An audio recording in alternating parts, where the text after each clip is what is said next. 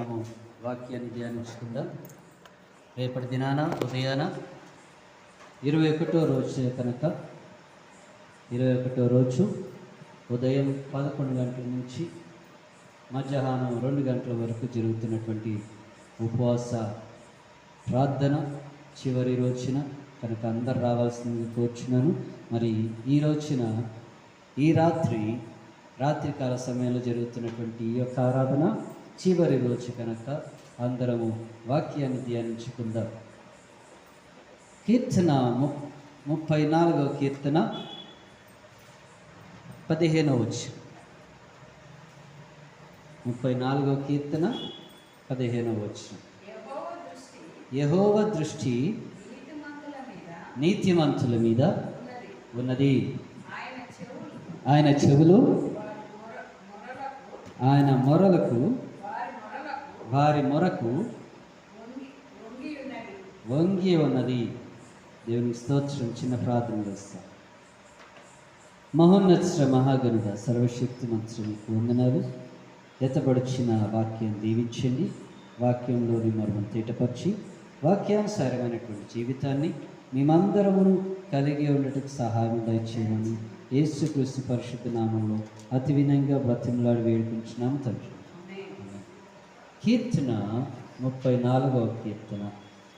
దావీదు రాసినటువంటి యొక్క కీర్తన అబీమెలెకుకు సంబంధించినటువంటిదిను, దావీదుకునకును సంబంధించినటువంటి కీర్తన. హల్లెలూయా హల్లెలూయా.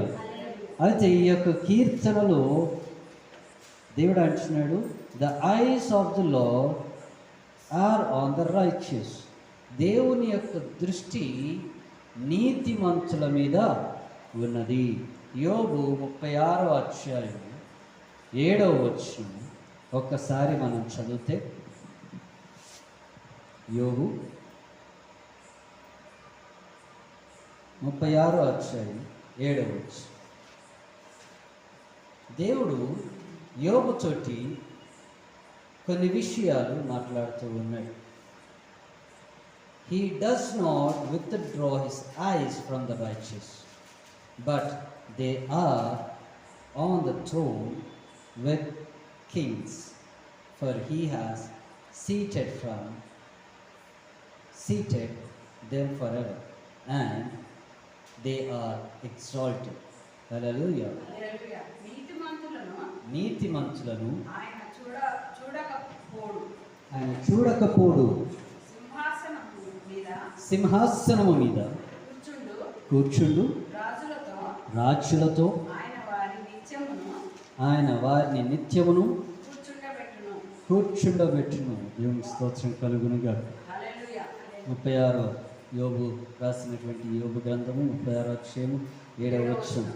అయితే అంటున్నాడు ఇక్కడ, దేవుడంట తన దృష్టి నీతిమంతుల మీద నుంచి తీయడంట. మరి ఒక్కసారి నేను ఆదికాండంలోనికి అందరిని తీసుకొని వెళ్ళాలని ఇష్టపడుతూ ఉన్నాను.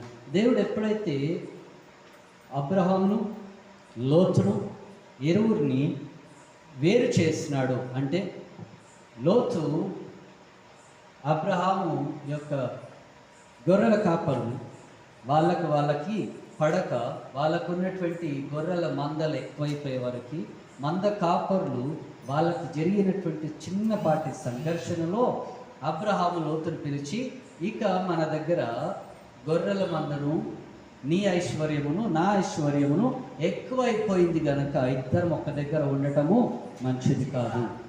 ఉదాహరణకి ఒకే ఇంట్లో 2 కుటుంబాలు కలిసి ఉంటున్నాయి అనుకోండి. ఒక కుటుంబంలో ఒక ఇంట్లో 2 కుటుంబాలు కలిసి ఉంటున్నాయి. వాళ్ళ సరుకులు ఎక్కువైపోయి వీళ్ళ సరుకులు ఎక్కువైపోయి, సరుకులు అంటే ఇంట్లో ఉన్నటువంటి వస్తువులు ఎక్కువైపోయి, అప్పుడు వాళ్ళు ఏం చేయాలా? ఎవరైనా కానీ ఇద్దరు కూర్చొని ఏంటండి, ఇద్దరు పెద్దలు ఎవరైతే ఉన్నారో, అయ్యా మన ఇంట్లో మనకి ఈ యొక్క ఇల్లు సరిపోవట్లేదు కనుక ఇప్పటి నుంచి మనం వెళ్తే పెద్దింట్లోకి వెళ్దాం అనేసి అనుకోవాలా. 2, నువ్వు ఇంకొక ఇల్లు తీసుకో, నేను ఇంకొక ఇల్లు తీసుకుంటా, దాన్ని బట్టి మనకి ఇల్లు సరిపోతుంది అంటే కనుక, నాకు ఇల్లు సరిపోతుందంటే నేను ఇంట్లోనే ఉంటాను, లేదనుకుంటే నేను బయటికి వెళ్తాను. ఇద్దరం బయటికి వెళ్ళిపోతాం. హల్లెలూయా. అలాగే దేవుడు ఏమంటున్నాడంటే అబ్రహాము తోటి, ఇగో చూడు అబ్రహాము ఇద్దరికి సరిపడట్లేదు గనక లోటును పిలిచి మాట్లాడు, అతనికి నచ్చిన దగ్గరికి అతన్ని వెళ్ళమని చెప్పు, నేను అతనికి తోడుగా ఉంటాను, వదిలిపెట్టను. ఎందుకంటే నువ్వు నన్ను నమ్మి వచ్చినావు, ఆయన నిన్ను పిలిచినటువంటి దేవుని నమ్మి వచ్చినా. నువ్వు ఎటు వెళ్తావో, నీ దేవుడు ఎటు నడిపిస్తాడో నేను కూడా అటు వెళ్తాను, నీతో పాటే వస్తాను అన్నాడు. కనుక లోటుని నేను వదిలిపెట్టను అని. అయితే అబ్రహాము ఆ సంఘటన చూచి, లోటు మరి మన దగ్గర ఉన్నటువంటి ఐశ్వర్యము పెరిగిపోయింది, ఆస్తులు పెరిగిపోయినాయి కనుక నువ్వు కుడికి వెళ్తే నేను ఎడం వైపుకి వెళ్తా, నువ్వు ఎడం వైపుకి వెళ్తే నేను కుడి వైపుకి వెళ్తా. 2 దారులు ఉన్నాయి మన మధ్యలో, నువ్వు ఎటు వెళ్తావు చూసి చెప్పు అని. ఒకవైపు చూస్తే మొత్తం అంతా ఎడారి, ఏమి లేదు, చెట్లు లేవు, తెగలు లేవు, ఏమి లేవు. ఇంకొక వైపు చూస్తే దూరంగా సొదొమ గొమొర్రా పట్టణము అందంగా కనిపిస్తుంది, చెట్లు ఉన్నాయి, తాగడానికి నీళ్ళు ఉన్నాయి, అన్ని సౌకర్యాలు ఉన్నాయి. కనుక మీరేమనుకోనంటే నేను సొదొమ గొమొర్రా పట్టణము వైపు నేను వెళ్తాను. ఏంటండి ఎటు వెళ్తానన్నాడు? నేను అటువైపు వెళ్తాను అనేసాను అన్నాడు. సరే వెళ్ళు అన్నాడు. అబ్రహాము దేవుని యొక్క పిలుపు వచ్చేంత వరకు అక్కడే నిలిచి ఉన్నాడు, చూస్తున్నాడు.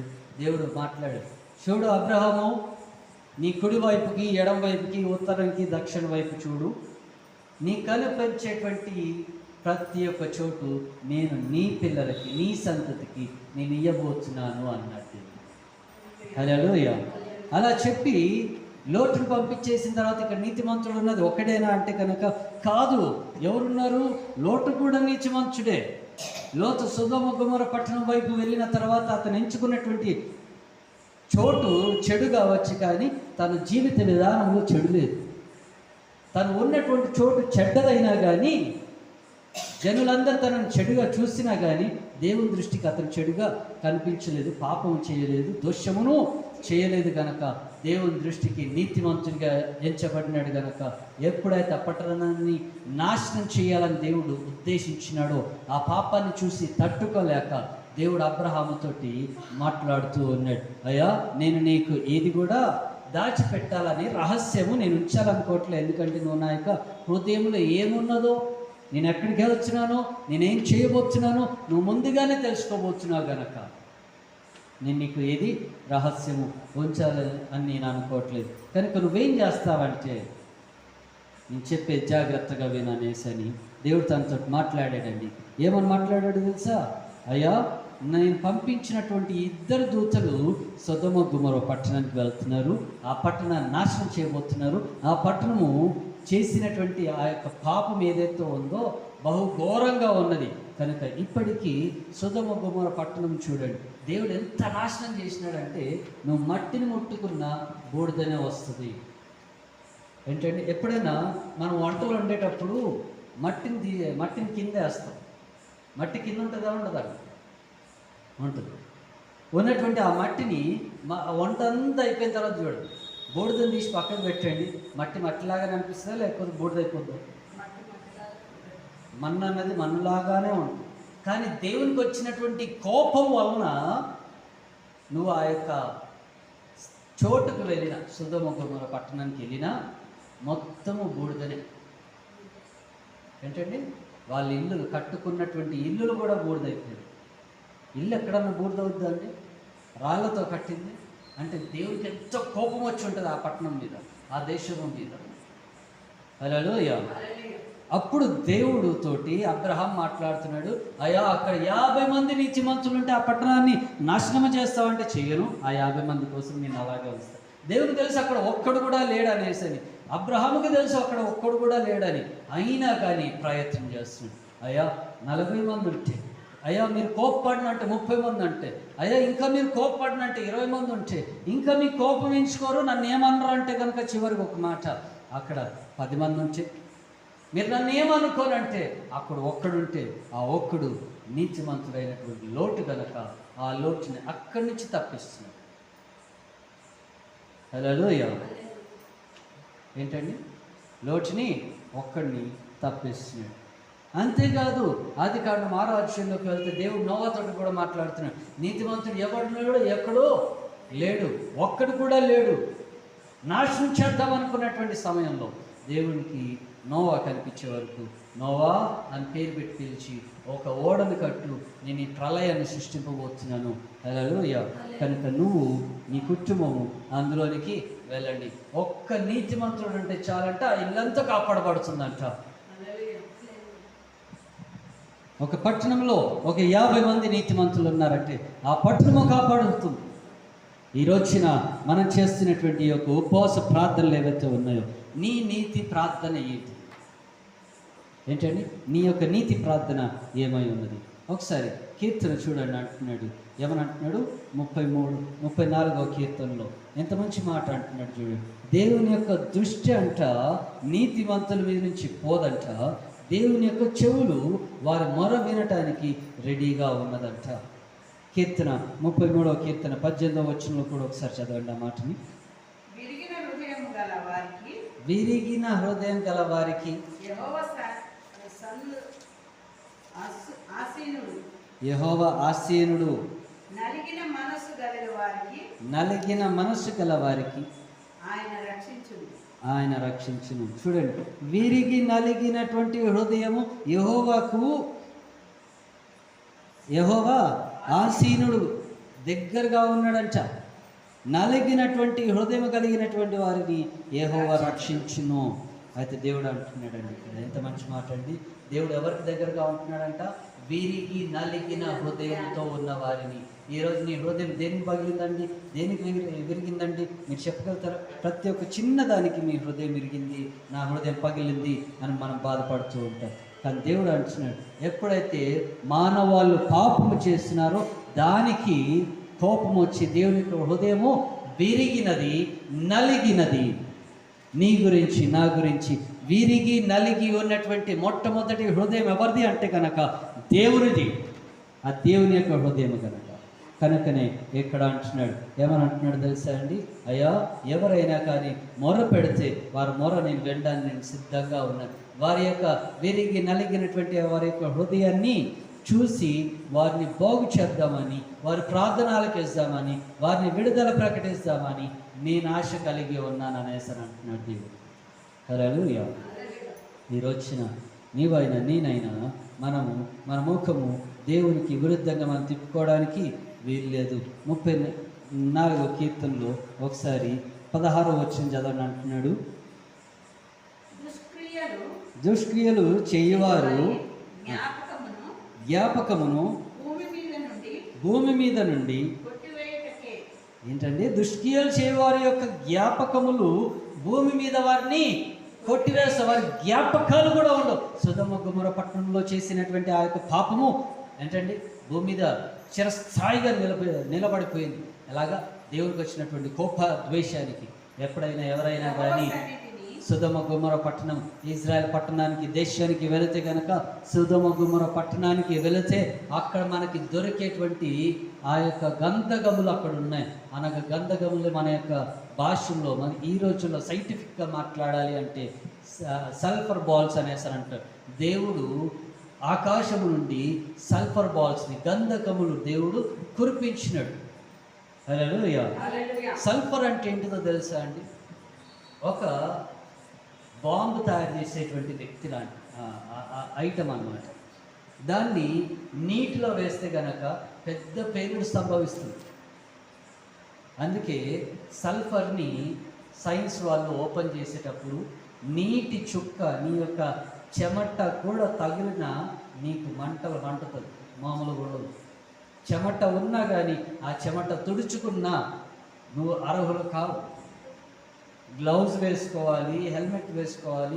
నీ యొక్క వెంట్రుకలో నుంచి పడేటువంటి ఒక చిన్న చుక్కైనా కానీ పెద్ద విశ్వాసం కూడా, పెద్ద ప్రళయమే చూపించేస్తుంది సోడియం అని. హల్లెలూయా. అలాంటిది సోడియము, సల్ఫర్. హల్లెలూయా. మంటని అంటుకుంటే దాన్ని ఆపలేరు ఎవరు, సల్ఫర్ అలాంటిది. కనుక చూడండి అంటున్నాడు ఇక్కడ దేవుడు ఏమంటున్నాడు, అయ్యా నేను గంధకాన్ని ఎందుకు తీసుకొచ్చాను అంటే కనుక నేను తట్టుకోలేకపోయినటువంటి ఆ కోపాన్ని, నేను ప్రళయాన్ని ఎందుకు సృష్టించినానంటే పాపాన్ని తట్టుకోలేకపోయినాను కనుక అంటున్నాడు.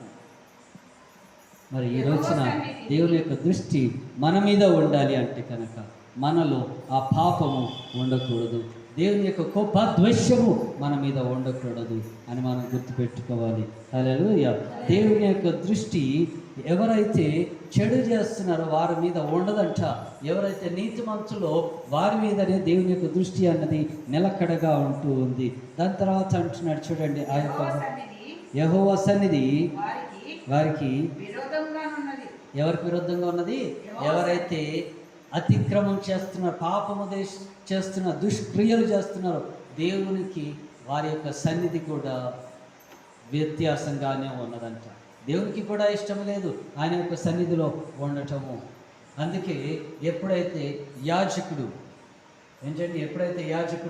బలి అర్పించినటువంటి ఆ యొక్క దహన బలి అర్పించినటువంటి ఆ యొక్క రక్తాన్ని తీసుకొని మందసం దగ్గరికి వెళుతూ ఉన్నాడో వెనకాల తాడు పట్టుకొని లోని పంపిస్తారు. ఎందుకంటే కనుక అక్కడికి ఈ యొక్క యాజకుడు ఎవరైతే ఉన్నాడో పాపము చేసి అడుగు పెడితే అక్కడే చచ్చిపోతాడు, కూలి పడి చచ్చిపోతాడు అన్నమాట. దేవుని యొక్క సన్నిధికి కూడా అతను వెళ్ళలేడు. కనుక వీళ్ళందరూ ఏం చేసేవాళ్ళు, మిగతా లేవీలందరూ తాడు పెట్టి అతన్ని లోనికి పంపించేవారు. అతను పడిపోయాడని తెలియంగానే అతన్ని అదే తాడు బట్టలు లాగి ఇంకొక ప్రవక్త చేత ఇంకొక లేవీని స్థిరపరిచి అతన్ని యాజకుడిగా పెట్టిన తర్వాత, దేవుడు తనను ప్రతిష్ఠించిన తర్వాత మరలా అతను పాప పరిహార్థమైనటువంటి బలిని వాళ్ళ కోసము పాప క్షమాపణ కోసం వెళ్తాడు. హల్లెలూయా. హల్లెలూయా. కనుక ఈ యొక్క సమయంలో మనం దేవుని యొక్క సన్నిధానానికి వస్తున్నాం. ఎలా వస్తున్నామండి?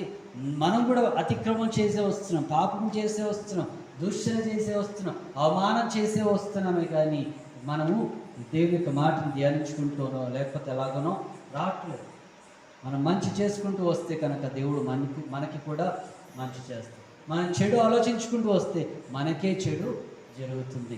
కనుక దేవుడు అంటున్నాడండి, చెడు చేయు వారికి, దుష్క్రియలు చేయు వారికి నా సన్నిధి వారికి దూరంగానే ఉంటుంది. కానీ నేను ఎవరికి దగ్గరగా ఉంటాను అంటే దేవుడు అంటున్నాడు, నేను నీతిమంతులకే దగ్గరగా ఉంటాను, వారి ప్రార్థన నేను ఆలకిస్తాను, వారి ప్రార్థన ఎప్పుడు చేస్తారా అని నేను ఎదురు చూస్తూ ఉంటా అని దేవుడు అంటూ ఉన్నాడు. చివరి అక్కడిగా మరొకసారి 33వ కీర్తన 18వ వచనం ఒకసారి చదువుతాం. 33వ కీర్తన 18వ వచనం. But the Lord watch over those who fear him, those who rely on his unfailing love. అంటున్నాడు ఇక్కడ 33:18 వచ్చి మరణం నుండి తప్పించుటకును కరువులో వారిని సజీవులుగాను కాపాడుటకును యెహోవా దృష్టికి ఆయన యందు భయభక్తులు గలవారి మీదను ఆయన కృప కొరకు కనిపెట్టు వారి మీదను నిలిచి ఉన్నది. దేవుని స్తోత్రం. కనిపెట్టు వారి మీద ఆయన యొక్క కృప అన్నది నిలిచి ఉన్నది. ఎవరి మీద అండి? కనిపెట్టి ప్రార్థన చేసే వారి మీద. ఇది చివరి రోజున కనుక మనమందరము మోకరించి ప్రార్థన చేస్తాం, కనిపెట్టి మనం ప్రార్థన చేస్తాం. యేసయ్యా, నా మీద మీ కృపను పోనివ్వకండి, నా ఇల్లు మీరు దాటిపోమాకండి యేసయ్యా, నా యొక్క గడపను దాటిపోమాకేసయ్యా.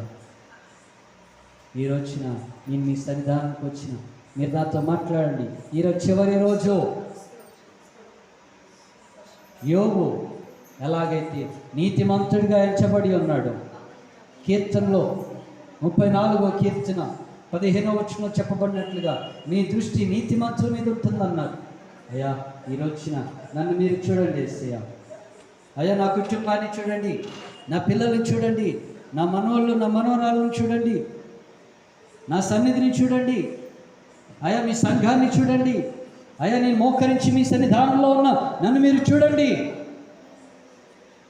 యేసయ్యా, నేను ఏ యొక్క అతిక్రమం చేశాను, ఏ పాపము చేసి మీ దగ్గరకు వచ్చాను నాకు తెలియదు. నన్ను క్షమించండి తండ్రి, నా అతిక్రమము క్షమించండి, నా పాపమును క్షమించండి. అయ్యా నన్ను నీతిమంతుడిగాను నీతిమంతురాలుగాను నన్ను తీర్చిదిద్ది నడిపించండి యేసయ్యా. నా కుటుంబాన్ని నీతిమంతుడిగా తీర్చండి.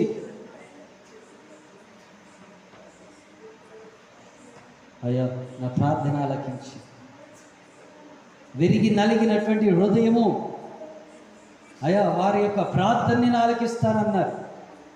ఈరోజున తండ్రి మొట్టమొదటిగా మీ యొక్క హృదయమే విరిగి నలిగి ఉన్నదని నేను తెలుసుకుని ఉన్నా. అయ్యా మేము కూడా మీ యొక్క హృదయాన్ని విరగొచ్చిన వాళ్ళమే. అయ్యా మమ్మల్ని క్షమించండి.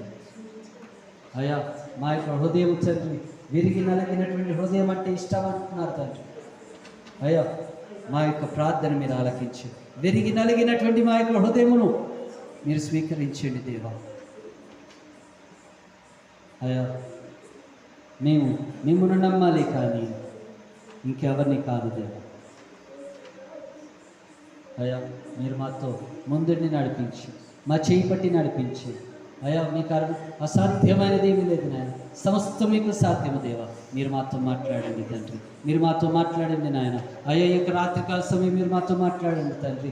అయ్యా అలనాడు తండ్రి రాచిన యాకోబు ఎలాగైతే తండ్రి రాత్రంతా పెనుగులాడి ఉన్నాడో ఈ రోజున మేము మీ సన్నిధానంలో పెనుగులాడుతూ ఉండగా మీరు మమ్మల్ని ఆశీర్వదించేంత వరకు మీరు మాతో మాట్లాడేంత వరకు మీ సన్నిధిని విడవక మీ సన్నిధిని పట్టుకొని కూర్చొని సహాయం దయచేయండి తండ్రి. మీరు మాతో మాట్లాడండి యేసయ్య, మీరు మాట్లాడే దేవుడు తండ్రి, మీరు మాతో మాట్లాడండి యేసయ్య. అయ్యా ఎవరి గురించి ప్రార్థన చేస్తున్నామో, ఎవరి గురించి ప్రార్థన చేయబోతున్నామో, అయ్యా ఏ కుటుంబం గురించి ప్రార్థన చేయబోతున్నామో, ఏ కుటుంబం ఆదరణ కోసం ఎదురు చూస్తూ ఉన్నదో, ఏ కుటుంబం అయితే సహాయం కోసం ఎదురు చూస్తూ ఉన్నదో, ఏ కుటుంబం అయితే స్వస్థత కోసం ఎదురు చూస్తూ ఉన్నదో, ఏ కుటుంబం అయితే రక్షణ కోసం ఎదురు చూస్తూ ఉన్నదో, ఏ కుటుంబం అయితే తన రాజనైనా అయ్యా వెనక్కి తిరిగి తన రాజ్యం మీ వైపు చూడాలని ఆశ కలిగి ఉన్నదో, అయ్యా ఏ కుటుంబం అయితే తన రాజ్యం మీ యొక్క రక్షణ నుంచి దూరమై ఉన్నదో, ఏ కుటుంబం అయితే తండ్రి ఈ రోజున తండ్రి అయ్యా అనేకమైనటువంటి శ్రమలు పడుతూ ఇరుకులు పడుతూ ఇబ్బందులు పడుతూ సమస్యలతో తన రాజ్యం కొట్టుమిట్లాడుతూ తన రాజనైనా అయ్యా అనేకమైనటువంటి అవమానాలు ధరించుతూ ఉంటుందో అయ్యా అటు కుటుంబాలను బట్టి ప్రార్థిస్తూ ఉన్నాను తండ్రి. స్వస్థతల కోసం ఎదురు చూసేవారికి స్వస్థతలు, విడుదల కోసం ఎదురు చూసేవారికి విడుదలను, సంఖ్యలు తెగాలని ఎదురు చూసేవారికి వారి యొక్క సంఖ్యలు తెగిపడునుగాక. అయ్యా వ్యాపారం చేద్దామని చూస్తున్నటువంటి వారికి వ్యాపారం ప్రారంభమవుటికి సహాయం దయచేయండి. ఉద్యోగాలు చేసేవారిని ఉద్యోగాల్లో దీవించండి. చదువుకునేటువంటి పిల్లల్ని దీవించండి. 10వ తరగతి పిల్లల్ని, ఇంటర్మీడియట్ పిల్లల్ని, డిగ్రీ పిల్లల్ని తండ్రి అయ్యా ఉద్యోగాలు లేని వారికి ఉద్యోగాలు దయచేయండి. జ్ఞానం లేని వారికి జ్ఞానము దయచేయండి. సంతానం లేని వారికి సంతానము దయచేయండి. వివాహం కాని వారికి వివాహాలు జరిపించండి. అయ్యా ఇది మొదలుకొని తండ్రి సంఘంలోను సంఘ సభ్యుల్లోనూ వాక్యం విన్నటువంటి వారు ఆయా ప్రార్థన ఆలకించినటువంటి వారి యొక్క కుటుంబాల్లో గొప్ప మేలులు జరుగుటకు సహాయం దయచేసి మీ నామానికి మహిమ ఘనత ప్రభువులు చెల్లించుకుంటూ మీ కృపలో మీరు భద్రపరిచి నడిపించమని అడుగుతూ యేసుక్రీస్తు పరిశుద్ధ నామము అద్వితీయంగా బ్రతిమలాడి వేడుకుంటున్నాము తండ్రి. ఆమేన్. మరణాత యేసు ప్రభు వాత్సల్య గారు యేసు రక్తం ఇచ్చి ప్రభు యేసు నామం ఇచ్చి ప్రభు యేసు రక్తం సంపూర్ణమని ఇచ్చి అపవాది కొట్టినాశి తండ్రిని కాల నిరంతరం చేయం తండ్రి. తన యొక్క ప్రేమికు మనం యేసుక్రీస్తు యొక్క కృప పరిశుద్ధాత్మికమైన సహవాసం సంఘానికి సంఘ సభ్యులకు కూడి వచ్చిన ప్రతి వారికి ఆన్లైన్లో వీక్షించిన ప్రతి వారికి షేర్ చేసిన ప్రతి ఒక్కరికి సదాకాలంతో నిడుగు నడిపించునుగాక. ఆమేన్. అందరికీ వందనాలండి. Praise the lord.